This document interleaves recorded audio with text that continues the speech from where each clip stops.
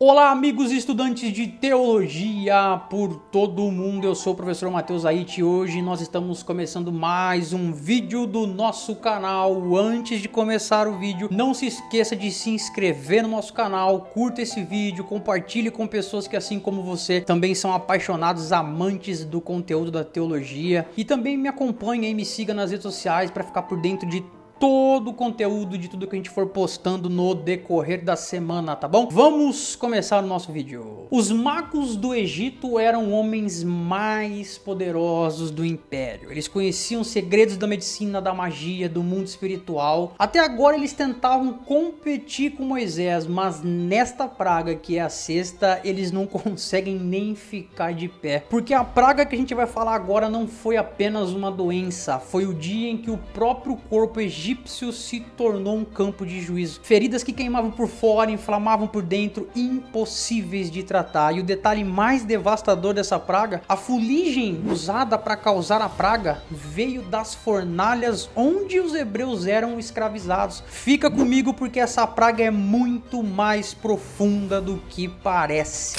A palavra hebraica no contexto original para essa praga é sherim, e ela vai descrever inflamações, úlceras, feridas eruptivas, feridas dolorosas, mas o texto aqui ele vai sugerir algo muito pior do que uma irritação comum, porque a tradição ela descreve feridas secas externamente, mas inflamadas internamente. Então qualquer tentativa de tratar o exterior ele agravava o interior e vice-versa. Os estudiosos, estudos mais profundos, eles vão descrever essa praga como uma combinação devastadora de enfermidades que não era apenas uma dor física, era um sofrimento contínuo sem alívio. E perceba mais uma vez a escalação das pragas. Até agora as pragas atingiam águas, casas, animais, ambiente externo, e agora o próprio corpo dos egípcios ele se tornaria o que? O campo de juízo. O caos ele sai do exterior e ele entra na pele, e isso é gigantesco no contexto egípcio, porque os egípcios eram obcecados por uma coisa que essa praga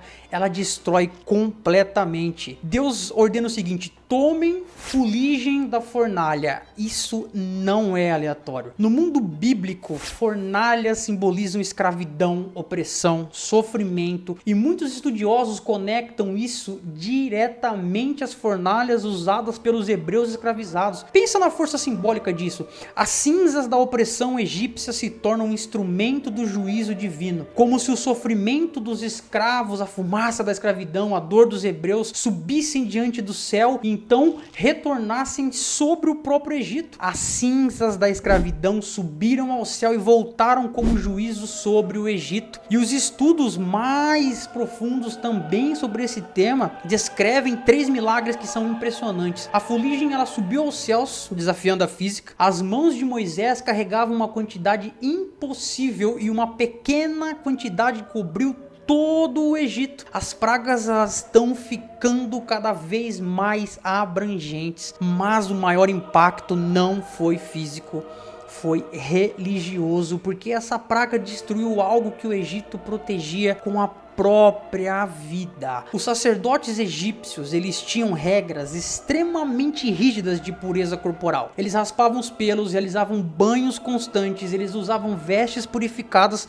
porque eles acreditavam que o corpo precisava estar perfeito para servir os deuses. Agora imagina, os sacerdotes cobertos de ferida, magos incapacitados, os corpos deles inflamados, aquelas feridas abertas. Isso não era apenas uma doença, era uma impureza ritual total. E aqui acontece algo histórico. Os magos eles desaparecem da narrativa. Até agora eles tentavam imitar os sinais, eles tentavam resistir, eles tentavam desafiar Moisés, mas agora eles não conseguem permanecer em pé. Pensa no que isso significava politicamente.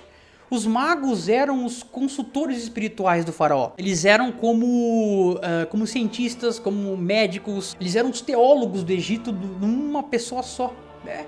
E quando eles caem, o faraó ele perde seus últimos aliados intelectuais. E tem um detalhe muito legal também, porque os magos eles foram atingidos de uma forma severa, porque eles participaram da perseguição aos hebreus. Foram eles que aconselharam a lançar os bebês hebreus no Nilo, os homens que ajudaram a produzir o sofrimento, agora eles vão experimentar o sofrimento no próprio corpo. Os maiores sábios do Egito, eles não conseguiam curar nem a própria pele. Esse foi o dia em que a magia egípcia morreu, mas essa praga não atinge só os magos, ela atinge cada egípcio e é a mais pessoal até agora. Até aqui os egípcios conseguiam racionalizar parte das pragas, mas essa praga aqui mudou tudo, porque agora a dor é física, constante, íntima, impossível de ignorar.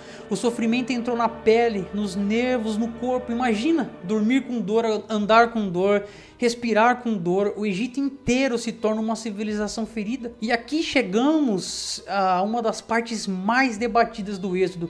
O texto diz que Deus endureceu o coração de Faraó durante as primeiras pragas. O Faraó endurecia a si mesmo, só que agora, após repetidas rejeições, o processo muda. Isso não significa que virou um robô, tá? Mas o pecado repetido começou a escravizar a sua própria vontade. Todo coração que insiste continuamente na rebelião começa a perder sensibilidade. E no pensamento bíblico, o corpo não é separado da espiritualidade. As feridas externas revelam a doença espiritual do império. O Egito parecia glorioso externamente, mas agora o interior começou a aparecer, tá bom? A sexta praga, ela não é sobre doenças, é sobre uma humilhação, é sobre vulnerabilidade, é sobre colapso espiritual, é exposição da fragilidade do poder.